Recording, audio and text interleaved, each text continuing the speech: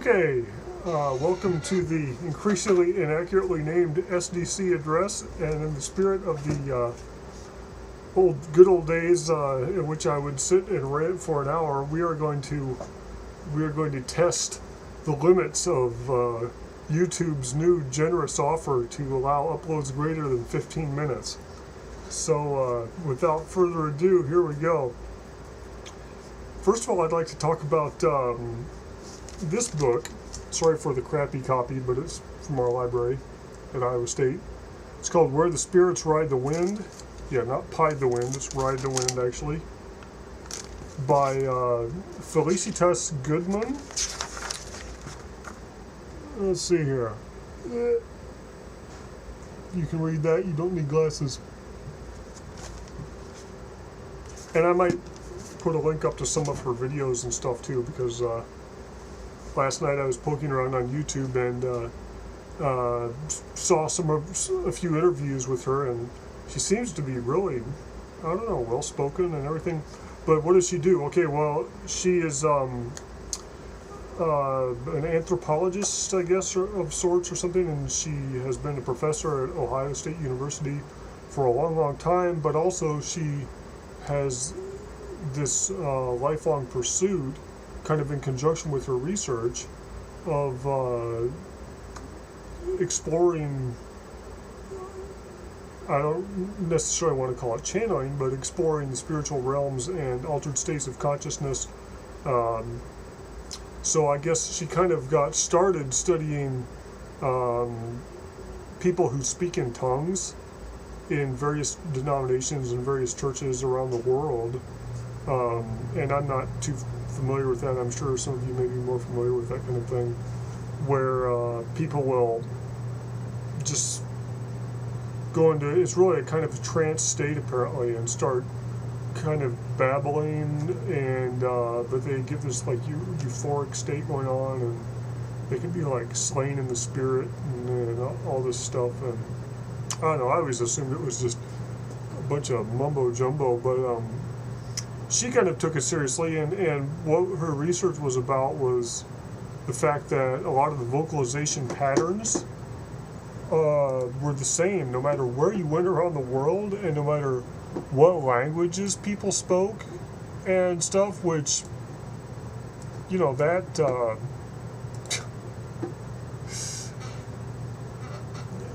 should be kind of shocking, at least I would think, because you'd think that the people's babbling patterns would be dictated by their linguistic background, but no, she found it was actually, like, at least at the time, she was interpreting it as similar neurological, you know, evolutionary programming, whatever.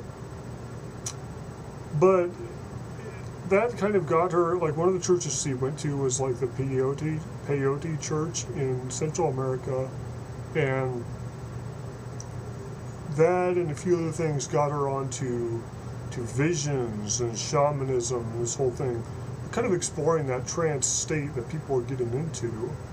And I think part of it was like this hand posture that she saw a lot of people would have.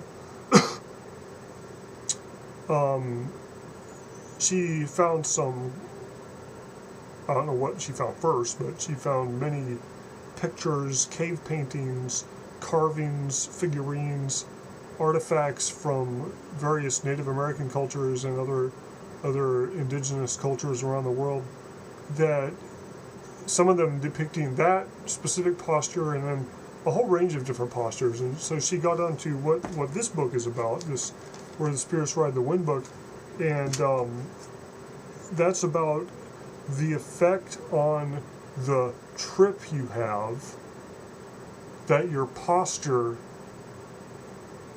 has. Like so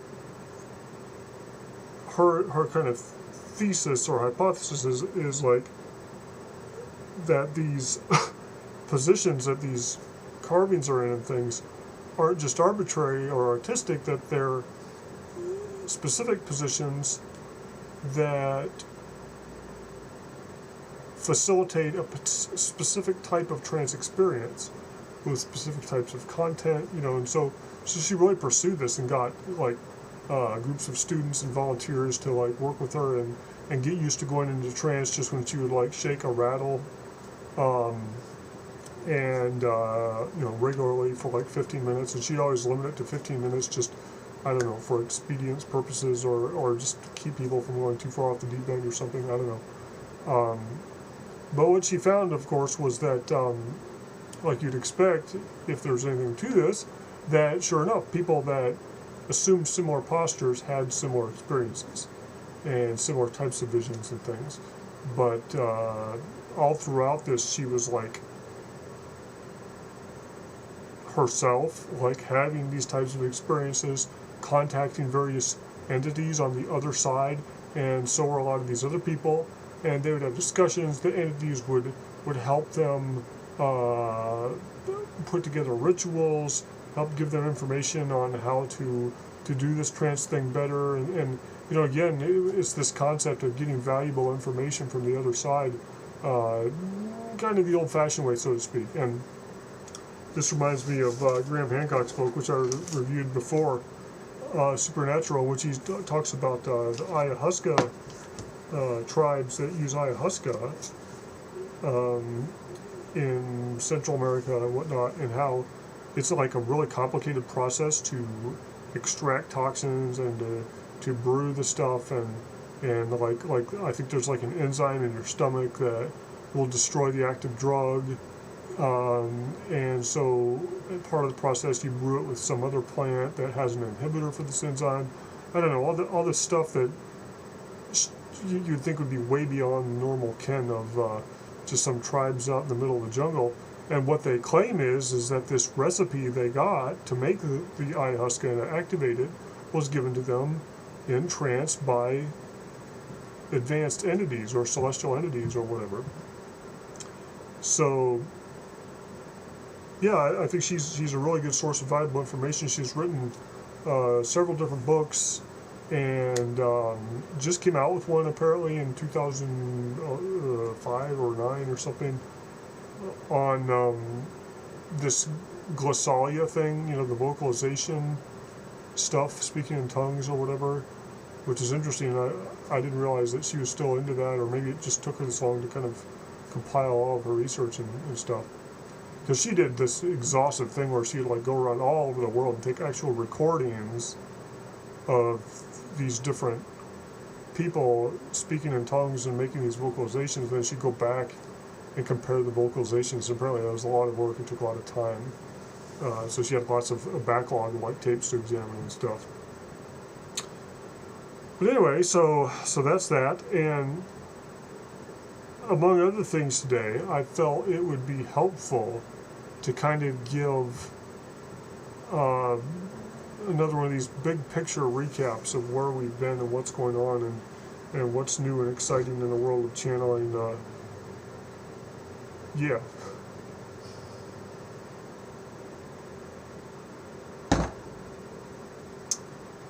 So, in the last slightly over a year since I started this show, we've gone.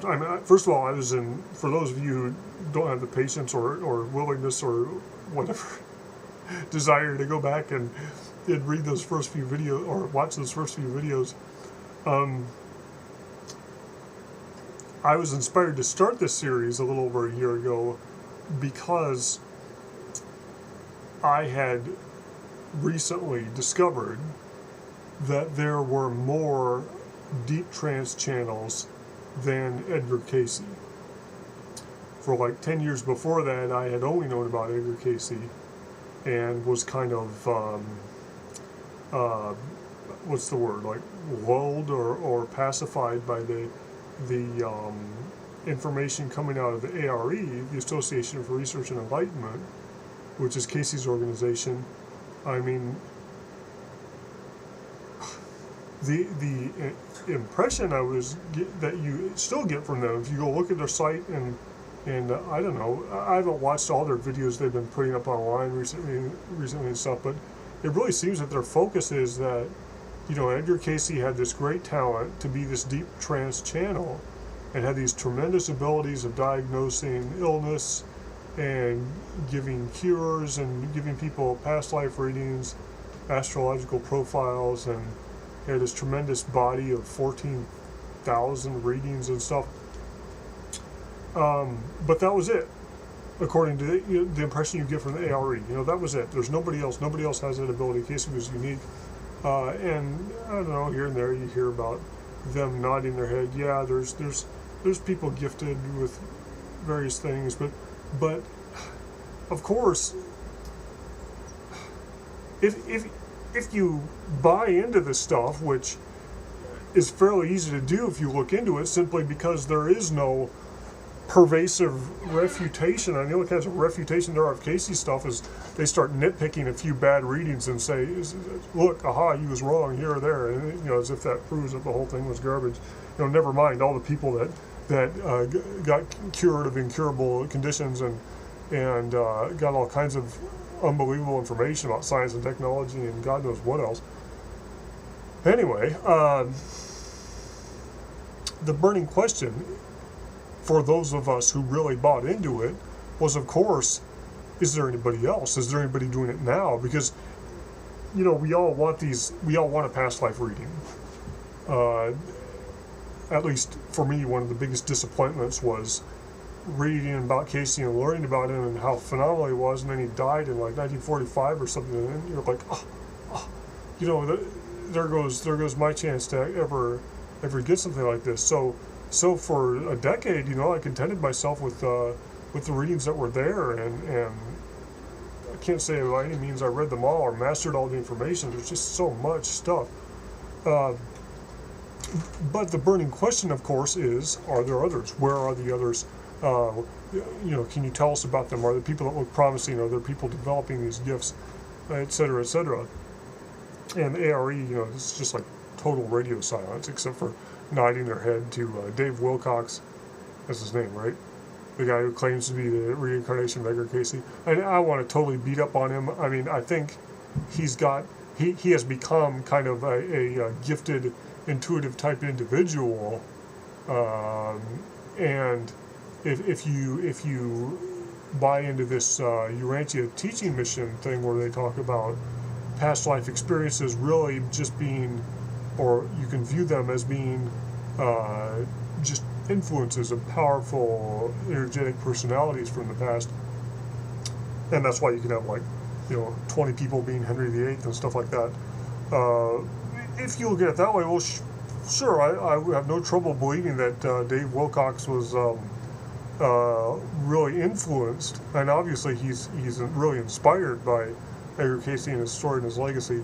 But and he has some kind of interesting stream of consciousness type readings that are, I don't know, they just don't seem to be very clear. They remind me of the Owaspy book and just a lot of other jumbled stuff that I've run across that doesn't do that much for me, especially when you've got so much clear information out there from other sources. And so the burning question, of course, is, are there any others? And the ARE completely drops the ball, And when people have asked them, they're like, oh yeah, we don't recommend getting information from psychics. So they just kind of, bypass the whole issue of having to perhaps detract from people's interest in Cayce by leading them on to other sources or something. So I don't know. That's where I was, and for better or for worse, And I don't totally want to beat up on the ARE because they do a tremendous job of making Cayce's work available. I don't think anybody at this point has done anywhere close to as good a job as that organization in cataloging his information and making it available.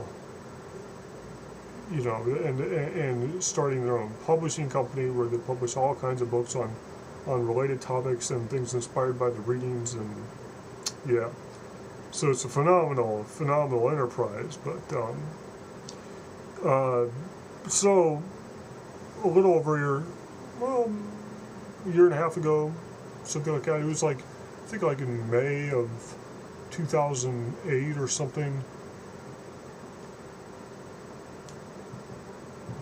or was it 2009? No, 2009. Yeah, was when I first was inspired to type in the word halaliel into Wikipedia when I was in one of my more receptive, I guess, trancey type moods when I was listening, or states of mind when I was listening to music, and just kind of thinking about this stuff. And hey, maybe I should look that up, because it was this this apparently archangel or something that had jumped in and communicated through Cayce here and there in a few places. You'd kind of like have some important statement to say, or that's right. The very first time I heard the name was when they were asking, well, about where the information came from, and they finally asked, well, who's the entity communicating in this particular reading? And he said Halaliel, and then they asked him who he was, and he said he was kind of like Christ, except in some other place, and which, according to the Urantia cosmology, I guess would mean Halaliel would be another one of these creator sons. So the same category of entity as Christ Michael, who the Urantia book claims is Jesus. But of course, I'm getting way ahead of myself in this recap. And sure enough, I typed in Halaliel into Wikipedia. That led me straight to Paul Solomon, who had some readings that mentioned that in which he apparently channeled this entity, and wow, boy, what a tremendous thing that was to discover Paul Solomon. And they were just starting to release some of his works, and I read what I could online. They still have a great website, the Paul Solomon Foundation. So paulsolomon.com.org. I guess I'll have to compile a massive page of links and stuff again to everything I mentioned in this address. But so, and Paul Solomon was so much clearer. His English was I don't know, of course, more modern, because he was doing his channeling in the 70s and beyond, and from the 70s to the early 90s. And he just seemed to be clearer overall. There wasn't a lot of this kind of, glazing your eyes over and reading really fast that you had to do with Cayce to try to drink in the statement from these huge wordy kind of stream of consciousness kind of sentences. But and Cayce, had some readings were better than others. But so Paul Solomon. And that was, boy, a tremendous discovery. And about the same time, since somebody kindly enough kind of linked the two on Wikipedia, I found Andrew Jackson Davis, who lived in the 1800s and put his stuff into book form. And I guess he was a deep trance channel. If you read his works and his description of what he did, Davis was obviously capable of many different types of trance, and he kind of lays out what different things you can do in the different trance states, and what different things he did in the different trance states, and how he found them useful, and just a lot of phenomenal stuff there too. So, having discovered three individuals, Paul Solomon, Andrew Jackson Davis, and Edgar Cayce, I started this SDC, Solomon-Davis-Cayce, so I called it the SDC Address, in which I just wanted to get together and on a weekly basis or something, and put together these multiple sources and talk about what they had to say, and new insights that I'd gleaned from them, and just kind of like share the information as I learn new things. And sure enough, the minute I start doing that, people lead me on to a lot of these other channels, and so after that, we discover Douglas Cottrell, and if you discover Douglas Cottrell, you discover Ross Peterson, because they work together and stuff. And boom, all of a sudden there were five, and at that point, boy, I was just beyond inspired. I really felt like things were accelerating. This was about a year ago, and I'd booked a reading from Douglas Cottrell, and actually, when I was in California at the time, and then we moved back home to Iowa, central Iowa, right before Christmas, and then I had this reading booked in London, Ontario. So I drove over there. It's like an 11-hour drive, just after Christmas. It's like December 27th or something. Drove over to the Cottrells and got my reading, and boy, that was just a phenomenal experience, and life-changing. I guess I was asking a lot of questions that were burning in my mind all the time about my life course and career, what I was doing. Well, heck, because what I was doing was really based upon the readings. I mean, heck, to give you a recap where I come from, I had kind of made this decision to put the Edgar Cayce readings to the test. And the way I had decided to do that was I was pursuing this one reading, or there's a handful of readings where he talks about the civilization of Atlantis, the ancient civilization, and he claims that they had technologies to extend their lifespan, and throughout his readings he has hints of people having tremendously long lifespans, and being able to rejuvenate themselves basically indefinitely. So I wanted to put that to the test, and so I put together like the best theory I had about what the technology was, and then went back a few years later and like read and kind of modified based upon what I'd learned, kind of narrowed it down to what he was talking about, and was really pursuing that as a scientific career. To put these things to the test, I had to go from being a computer science guy to going back to school and learning about the life sciences, and I was in a grad program in Louisville, Kentucky, and was pursuing all of this, and then had gone off with like some private aging research foundations to pursue this specific research. Once I had a master's degree, or actually a little bit before, and then ended up finishing the master's degree kind of on the way, on the fly. And it was all just to take some concrete, valuable information from the Cayce readings to really change the world with it, or make life better for everyone, and develop this bombshell new technology that's going to make everybody live longer. And so that was one of the main things I asked about in my Cottrell reading, that because of course it just was devastating not to have a channel like Cayce around where I could go with questions and get a little bit more information. You just had to like take whatever he had and go with that. So the reading from Cottrell was really interesting because what he said made sense. He really kind of fleshed out the information that Cayce had given, explained more about it, more of the background, explained that there were actually many different uses of this crystal in Atlantis. And Cayce had said so himself, and Paul Solomon said a lot of the same things, but pointed out that in tackling the aging process, there wasn't just like a silver bullet. It was this, aging really was this insanely complex process as it appeared. There wasn't just one simple cause that you could just, take care of that and you take care of everything. No, instead it's this, basically this whole symptom of us kind of winding down, and there were just myriad different things you had to tackle in order to get people to live longer. And he pointed out that in ancient Atlantis, they basically knew far more than we do now, about the human body, why aging occurred, what you could do about it, and they had this whole like battery of different things they would do at the appropriate times, a lot of those things on a halfway regular schedule through over the entire lifespan to maintain people's useful condition. And Cottrell really drove that home. It's like, it's not like you can take somebody old and make them young again. You have to maintain that youthful state that they've got. So, use it or lose it kind of thing, or, well, that's not the right expression. But you get the idea.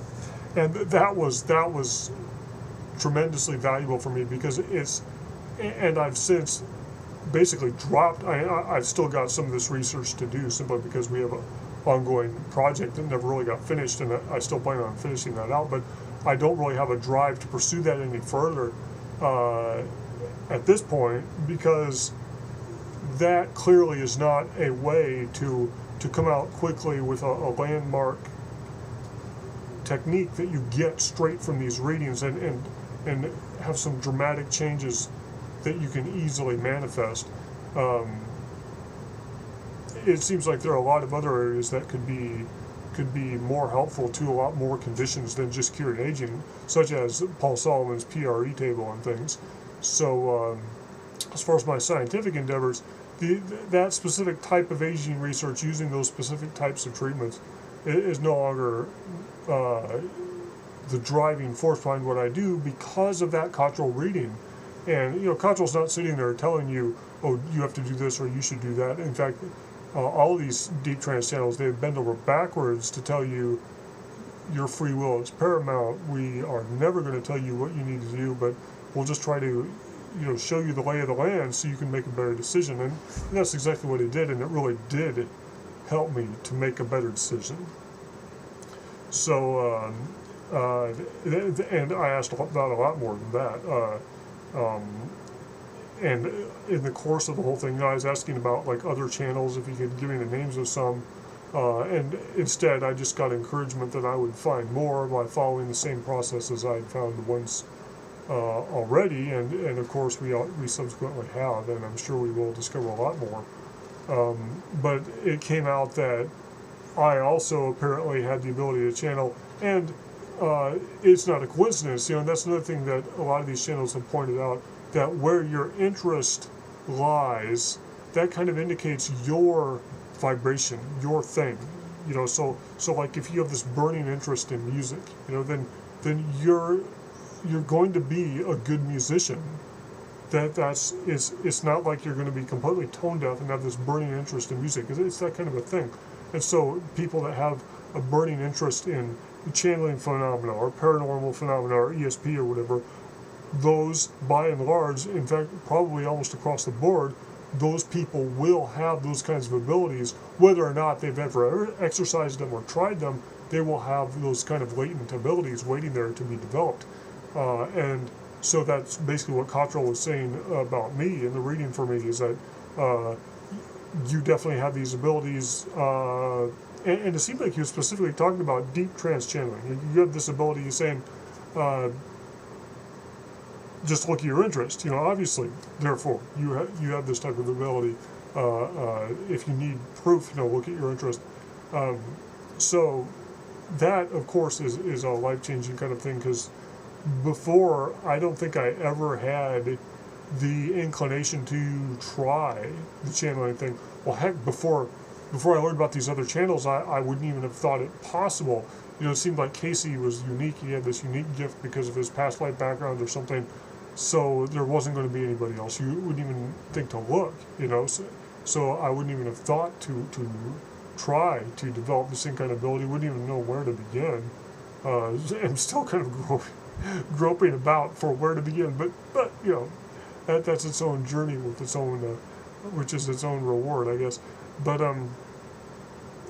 yeah. So that was really fascinating. So that kind of opened up this new chapter in my life where I'm at least thinking about that kind of stuff, thinking about how to channel, collecting books on how to channel to see other people's approaches. Like this one, I've already talked about it, by Sanaya Roman and Dwayne Packer.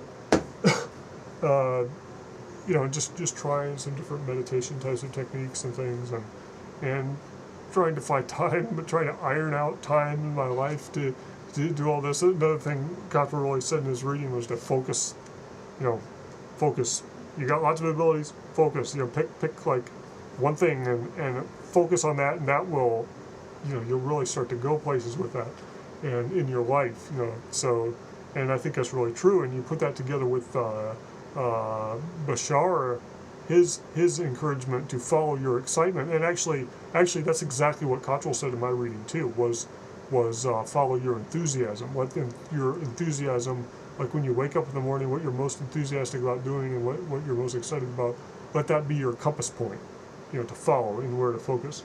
And I think tremendous advice along the board, so I'm really trying to do that.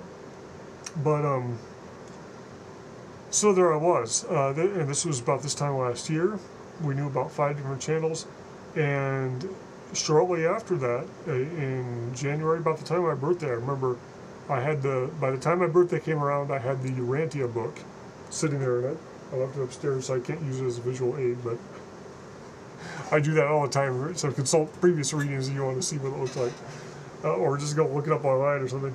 But the Urantia book, I kind of got that as a birthday present, basically, because that's right about the time when it got delivered and everything, and oh boy, ever since then, I've really been delving into that, and as I'm sure all of you know now, I've started this video commentary of the Urantia book to just walk through it from page 1 all the way through, and taking all the time I need to like talk about it. And now, if YouTube actually lets me upload hour-long videos, look out, people!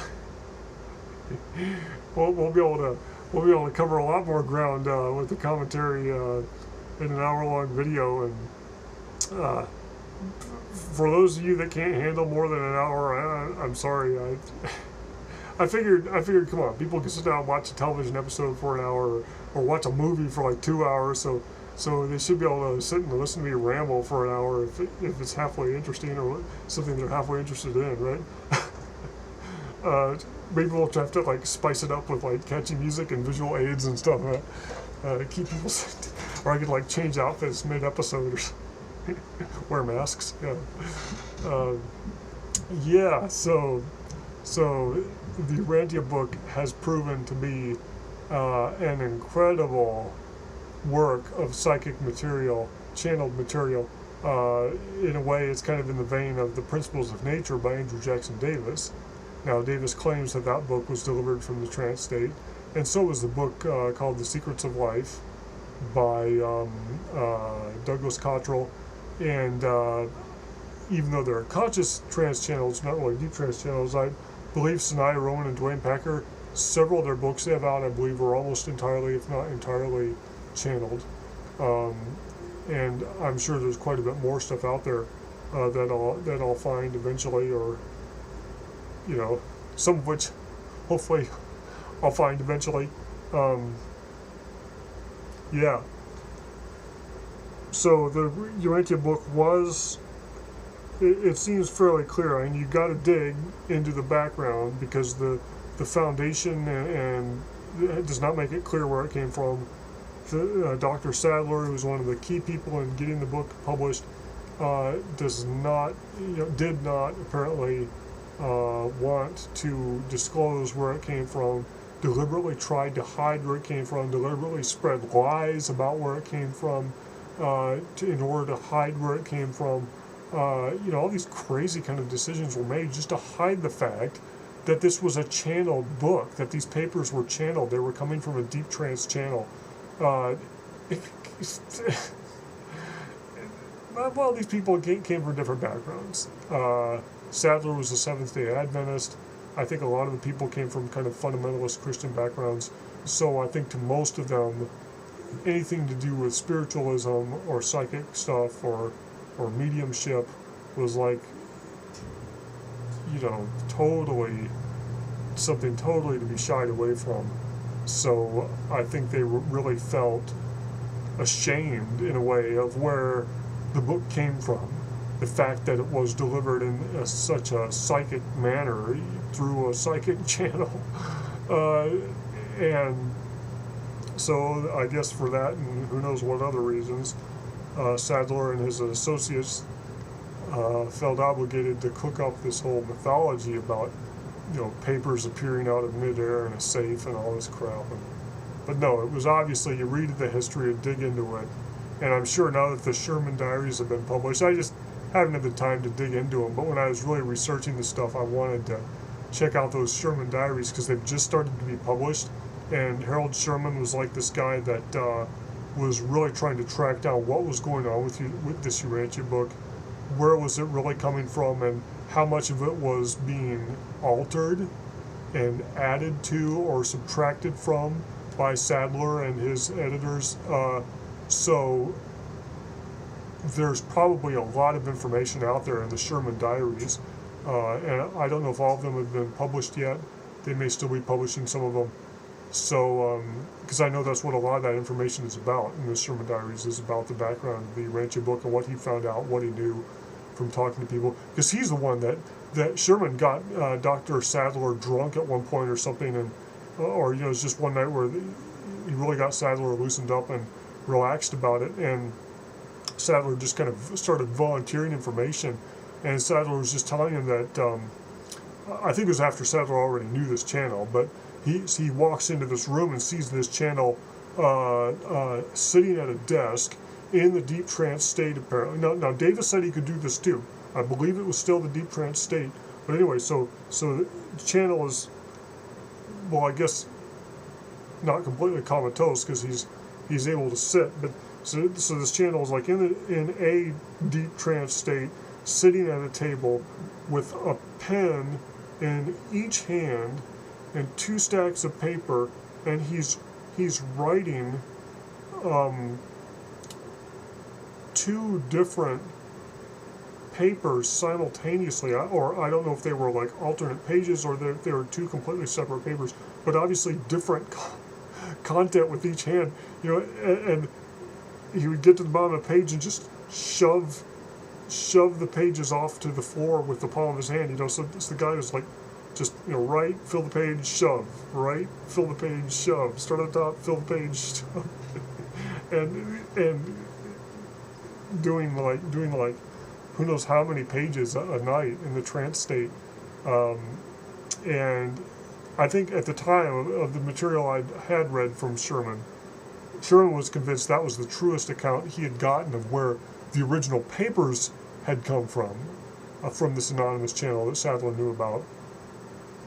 But of course, then there was more to it, apparently, about what Sadler had decided to do with the material after that, because it was known that Sadler had decided to have it all typed up, and then they burned the papers, the originals, after they had typed things up. So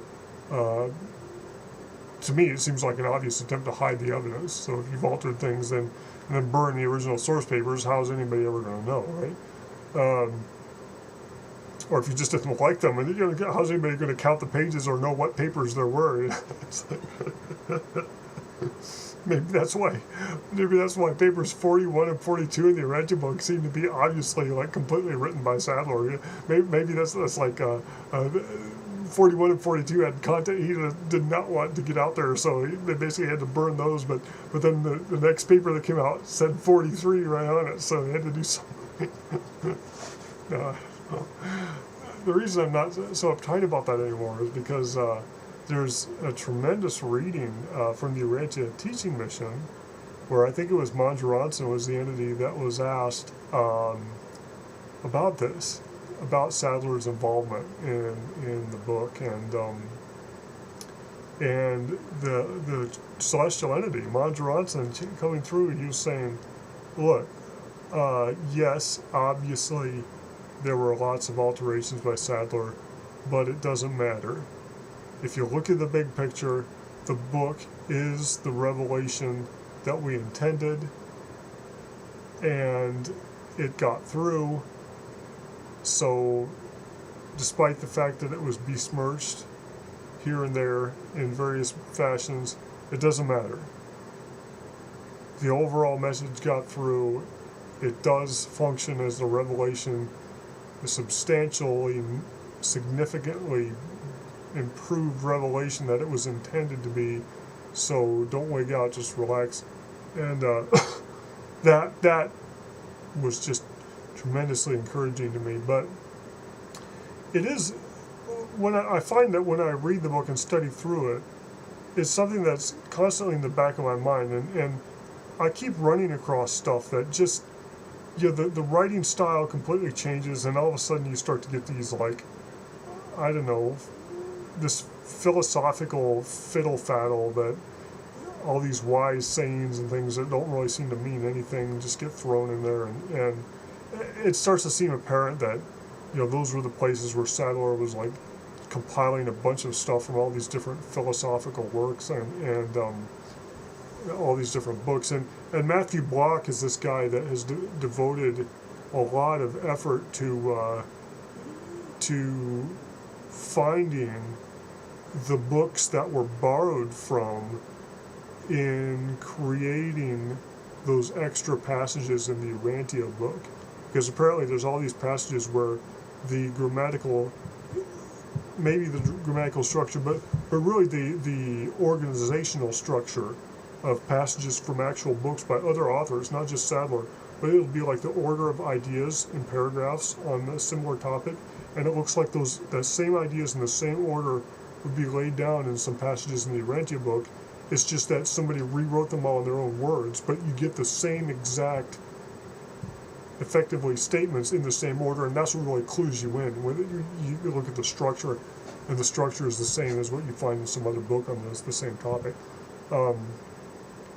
And I haven't done a lot of going back and cross-check, or I guess if I was really responsible, what I'd do is go into my copy of the Urantia book and just highlight everything that Block has pointed out has come from some other book, you know, and maybe like put some footnotes about where it came from. And I think that'd be a helpful thing to do, because for those of us who really are buying into it, that because it really does seem that it is this pure channeled material from these celestial entities, well, you really want to know, you really want to know which is the stuff that came straight from the horse's mouth, and which is the stuff that some mere human with all of his imperfections decided to throw in there because of his tremendous ego, or for whatever reason. You want to know, because that definitely it helps. It helps to determine where to really pay attention and where to just kind of, and I find myself already doing that anyway. I just, whether I'm right or not, I come to this kind of decision once you read all of this stuff that kind of makes you go, it doesn't seem to match the stuff that you've been reading, and it just seems kind of out of place, and it's really easy to say, okay, fine. Very likely that's Sadler stuff, and just move along, move on to the next part until you hit onto something that seems more genuine. So the Urantia book, it seems to be just a tremendous work, and yeah, that's why I'm doing the commentary. So for more on that, keep watching the video commentary. And there are, of course, a number of different channels, some different deep trance channels that we've run across. Francis Hossein, seems to be, on the scale of quality of Urantia, deep trance channels, he seems to be perhaps not the highest quality, simply perhaps because his English is not his first language, yet he does his channeling in English, and for whatever other reasons. But nevertheless, he seems to be a real deep trance channel, and he really seems to be doing it. And there are some other ones. There's one guy that I really wanted to look into that Miles got me onto. He's the user that's Guardian Angel, the elite Guardian Angel user on YouTube. You just look at my subscribers, wherever you'll see him. And we found this other guy that seemed really right on. I have to go back and look. It's just one of the many things I haven't had time to track down. And there do seem to be a handful of others that are apparently deep trance channels, and very likely are the real deal. So I guess I'll try to make that in the coming year, so I'll try to make that a priority to halfway regularly investigate those as thoroughly as possible. In a way, I think that's kind of what I'm waiting for, is for them to come forward more, because it seems like a lot of them don't have hardly any channeled material up online yet, because some of them seem to be fairly early in the game, and they're just at the stage where they're giving readings for people, and that's taking up almost all their time. They don't have a lot of people to do all the other work for them, and they're trying to sell a lot of the material, so they don't want to just post free MP3 clips or something dumb. But just because it's not deep trance doesn't mean it's not valuable. I'm really starting to find that out, because there's so much high quality stuff in the lighter types of channeling. I don't want to just lump it all together, but it seems to be that this conscious trance type of channeling where people still have their eyes closed, but they're sitting up and talking, and a lot of times gesticulating and stuff and interacting with people, yet still apparently channeling. Seems to be a more accessible kind of channeling, so it's more widespread. There's just literally probably thousands upon thousands of people that are doing this right now. And there seems to be just more all the time that keep cropping up. For instance, the Urantia movement was kind of split back in the 80s and 90s, continuously kind of splitting these two factions because a lot of channels started coming forward that were these conscious trance type of channels, channeling material from entities, and it's all Urantia style, so it's all informed by the Urantia book. It's using the same cosmology, the same lingo, which is incredibly refreshing for those of us that are looking for some continuity. And yes, by the way, I'm just dying to get the time and money to head back over to Cottrell and have some readings on the Urantia book, you know, and really get him to talk on that subject, you know, and perhaps start, you know, maybe he'll be able to use the same terminology once I bring it up, and just to kind of get some consistency, you know, so we're all using the same words to talk about things, so we know which type of entity we're talking about, and we can start to put things into a common framework, you know.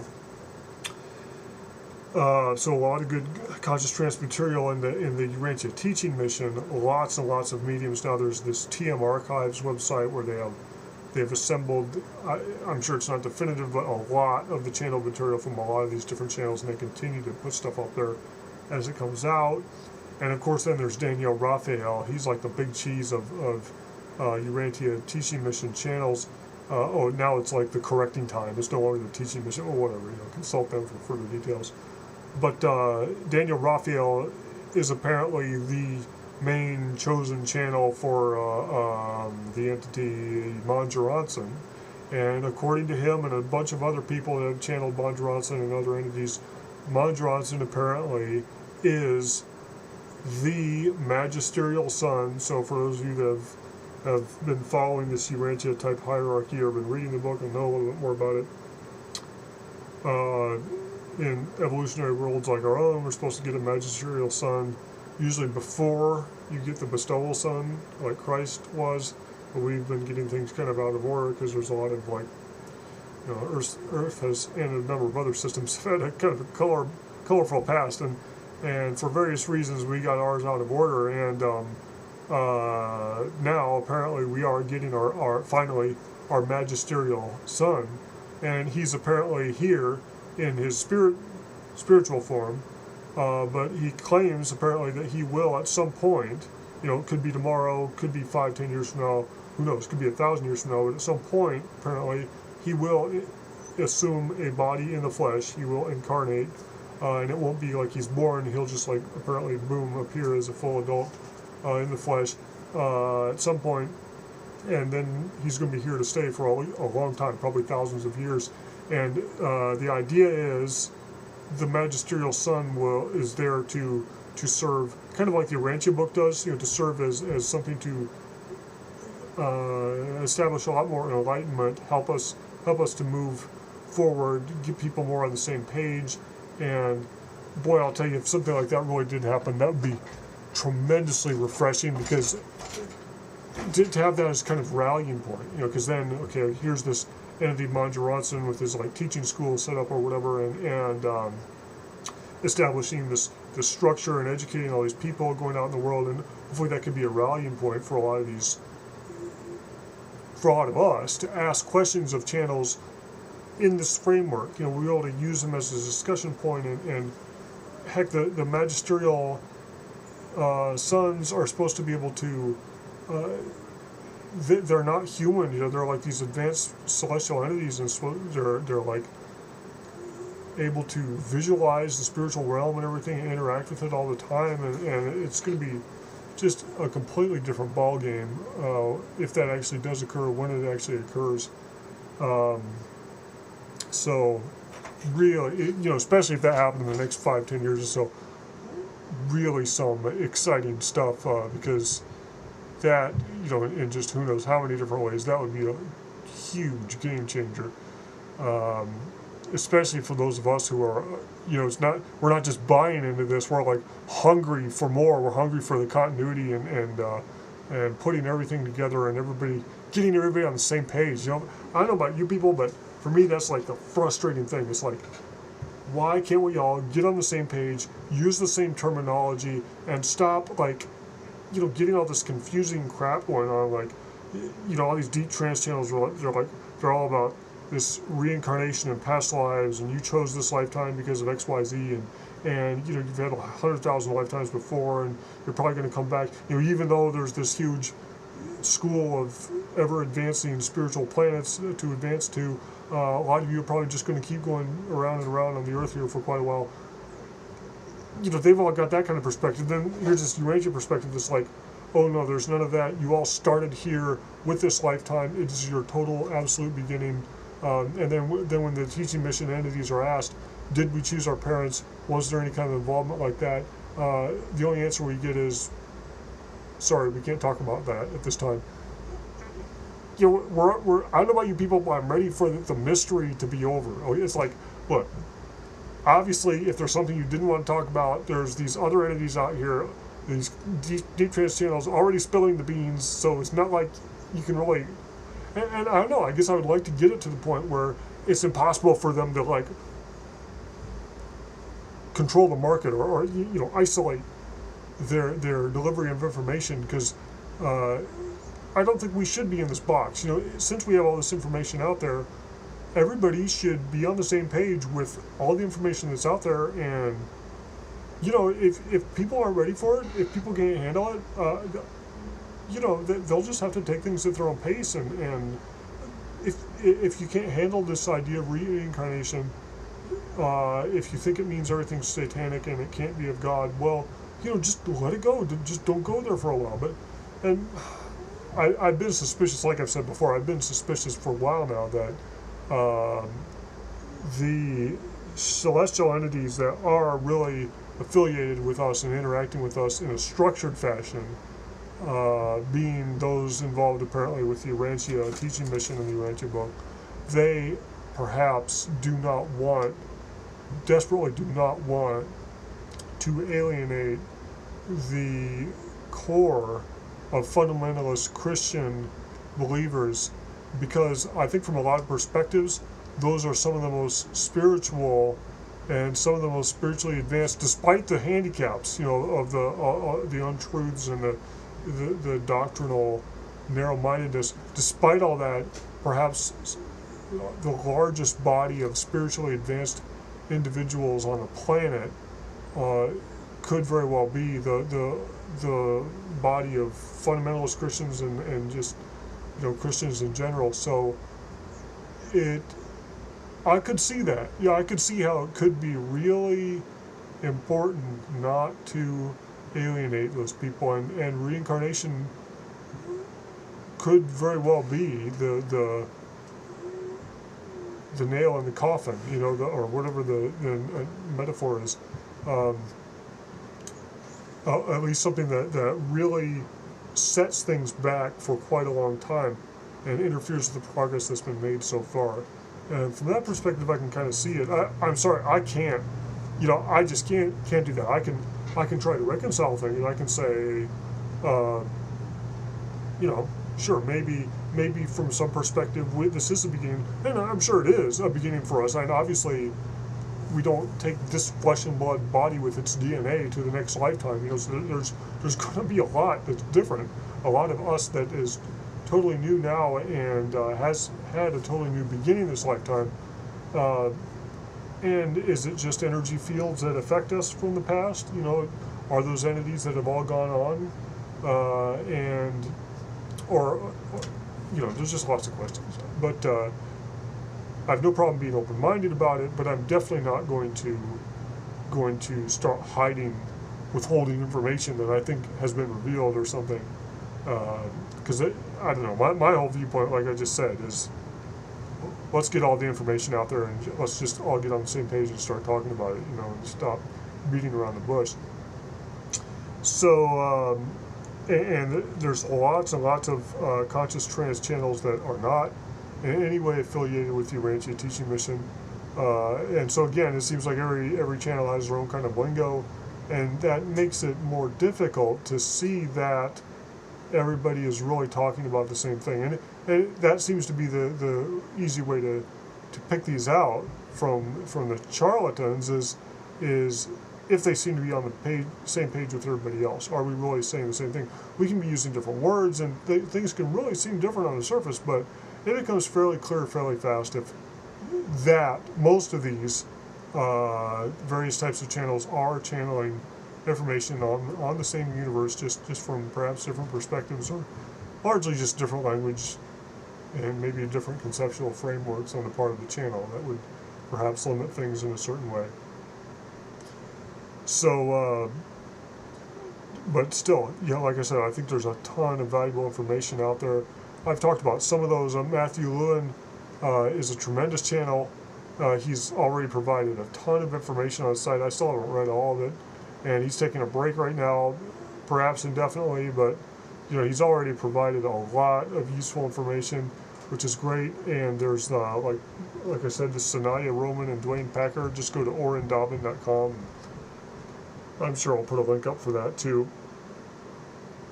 Other good channels, Daryl Anka, the guy that channels Bashar and has a ton of videos up on YouTube, and a ton more stuff that you can buy.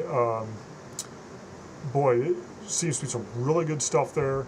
The part where Daryl Anka has a video where there's even one where he's like complaining about money and people wanting things for free, and people not paying for stuff consciously. And then I think he's got one, if I remember right, purportedly a channel session where Bashar himself, through the channel, Daryl Anka is telling people about how you're supposed to pay for stuff, and he does make some good points. His point is, yes, the information is of course free, but it's free if you want to go directly to the source and get it for yourself.